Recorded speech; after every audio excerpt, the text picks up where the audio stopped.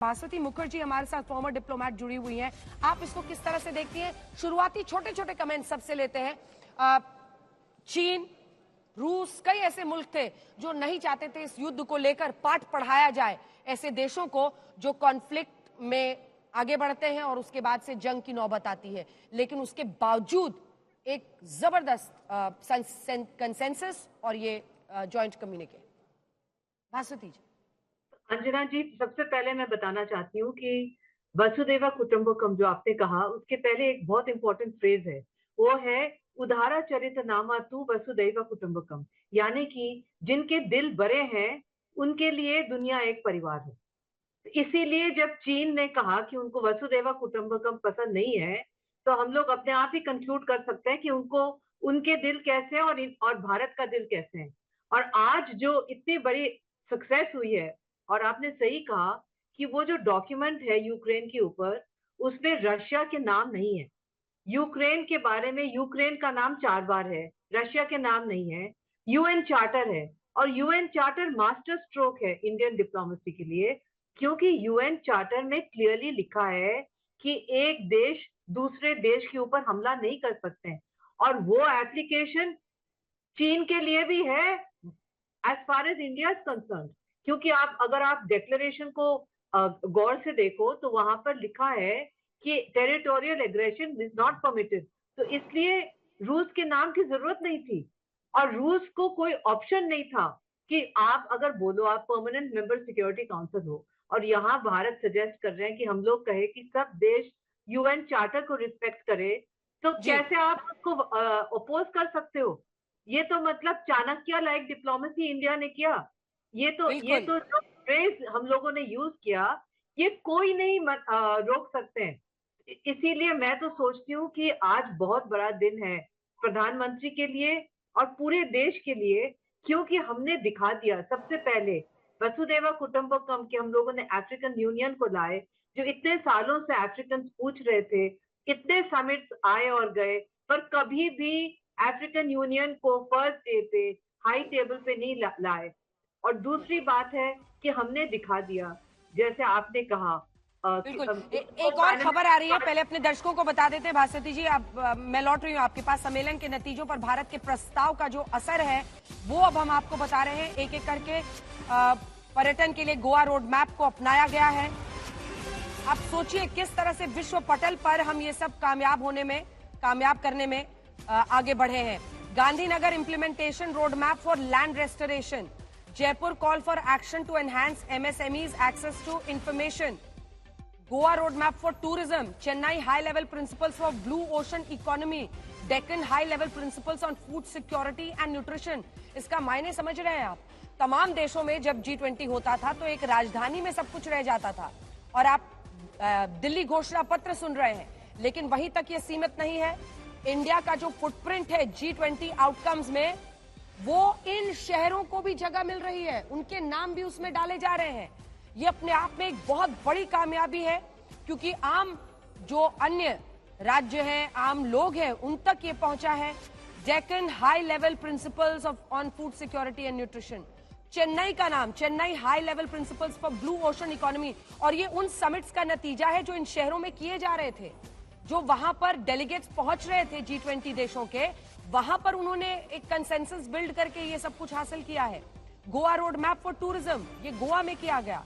Gandhinagar implementation road map वो हुआ। इसी के साथ Jaipur call for action to enhance MSMEs को लेकर जो चिंता है, कैसे मिडिल सेगमेंट के जो एंटरप्राइजेस हैं उनको ऊपर लाया जाए। तो इन राज्यों के जो राजधानियां हैं या फिर अलग अलग शहर हैं, उनका भी नाम G20 में स्टार कर रहा है एक तरह से। तो ये बड़ी कामयाबी है कि आम लोगों तक ये पहुंचा है। नुपुर तिवारी, जल्दी से एक कमेंट आपसे। यूक्रेन को लेकर भारत ने तटस्थता से अपनी बात कही है, चाणक्य नीति से कह रही हैं भास्वती मुखर्जी।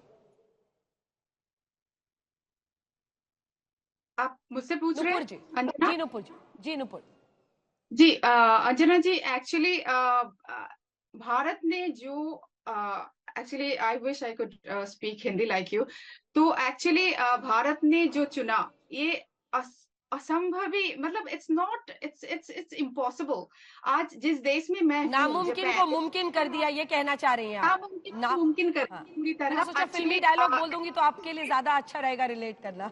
जिस देश में एक्चुअली मैं हूँ, जापान टोटली 100% वो यूक्रेन को सपोर्ट करता है, सबको पता है। और किसी तरह से हम बहुत कोशिश किए थे कि मोदी जी यूक्रेन को सपोर्ट करे G7 में, और भारत ने जैसे अपना स्टैंड लिया, तो पूरी तरह ये जापानीज को, पूरे जो जापानीज पॉलिटिकली इतना अवेयर नहीं है, उनको भी इतना भाया कि भारत ऐसे कैसे कर सकता है, नामुमकिन को मुमकिन करके दिखाया। तो definitely it is a Chanakya नीति।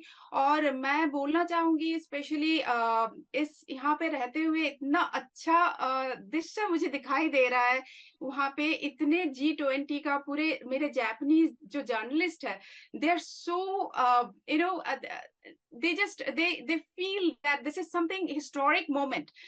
G20 बहुत देशों में हुआ है, लेकिन वो कैपिटल तक रह गए हैं। लेकिन आज जो G20 हो रहा है भारत में, वो बस कैपिटल ही नहीं, छोटे शहरों में जा रहा है, वो गांव गांव में जा रहा है। हर भारतीय को पता है कि G20 हो रहा है, और हर देश को, बाहर के सारे देश को पता है कि G20 इस बार भारत में हो रहा है।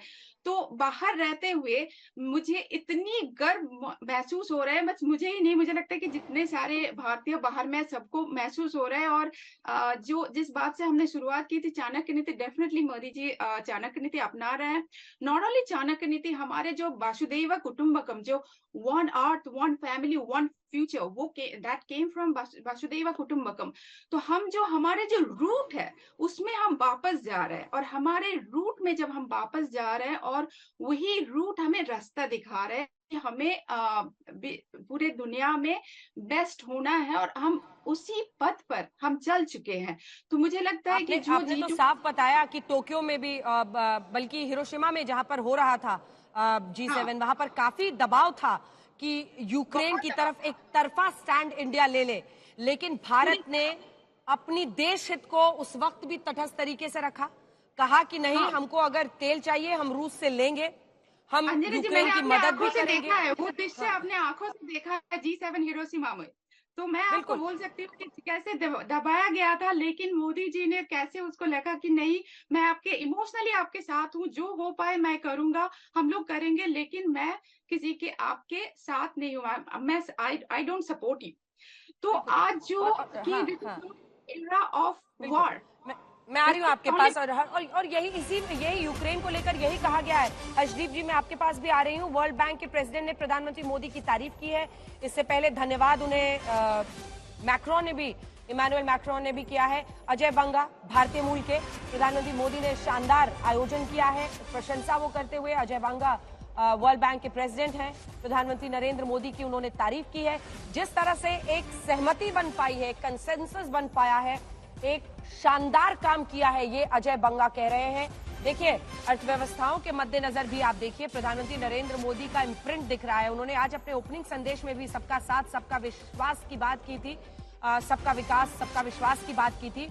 हाँ, ये सच है कि इंटरनल पॉलिटिक्स में भी वो ये सब कहते हैं, लेकिन विश्व के मंच पर इसका अलग आज असर पड़ता है, क्योंकि उन्होंने अफ्रीकी देशों का जो समूह है उसको भी आज सदस्यता दिलाई। और वो लम्हा बेशकीमती था जब अफ्रीकन यूनियन के हेड के तौर पर कोमोरोस के राष्ट्रपति को उन्होंने उनका आवभगत किया, उनका सम्मान किया, उनको गले लगाया, और इसी से कैसे एक मानवीयता को आधार बनाया जाए। और बहुत दिलचस्प इस पर लोगों के टेक्स भी हैं कि इसमें वर्चस्व G20 में भी ऐसे मुल्कों का है, यूरोप के कई मुल्क जिन्होंने अन्य देशों को कॉलोनाइज किया, लेकिन उन देशों की आवाज क्या उतनी बुलंद है?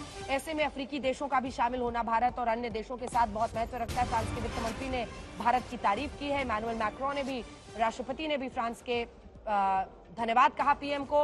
वित्त मंत्री ने भारत की तारीफ की है। फ्रांस के घोषणा पत्र पर सर्वसम्मति भारत के लिए बड़ी बात। एक ऐसे वक्त पर जब विश्व कई मायनों में बटा हुआ था, उस वक्त पर जब ये प्रशंसा आ रही है सहमति बनने को लेकर, तो आप समझ ही सकते हैं किस तरह से इसकी चर्चा होगी। There is a consensus and it is a great success for India's G20 presidency, ये कहा है फ्रांस के वित्त मंत्री ने।